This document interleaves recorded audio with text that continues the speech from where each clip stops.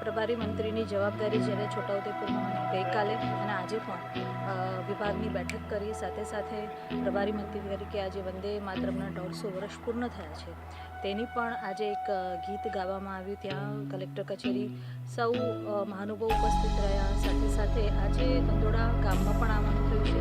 અનુસૂચિત જાતિના જે મારા ભાઈઓ છે એમના ઘરે, અને ખાસ કરીને શું યોજનાના લાભો સરકાર દ્વારા એમને લીધા છે, અને ખાસ કરીને આંબેડકર આવાસ યોજનાનો લાભ લીધો છે. ઘરે ચૂલો પણ છે એટલે ઉજ્જવલા યોજનાનો પણ લાભ લીધો છે. દરેક ઘરમાં કંઈક ને કંઈક 3 થી 4 યોજનાનો લાભ મળ્યો છે સરકાર દ્વારા પણ.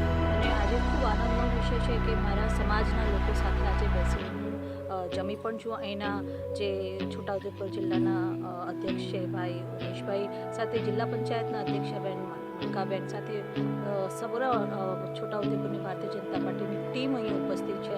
આખું ગામ અમારું એટલું સરસ સ્વાગત કર્યું છે અને એકદમ ઘરની લાગણી હોય એ રીતે ભાવનાથી અમને ખૂબ સારી રીતે જમાડ્યા છે. એમનો પણ હું આભારી વ્યક્ત કરું છું.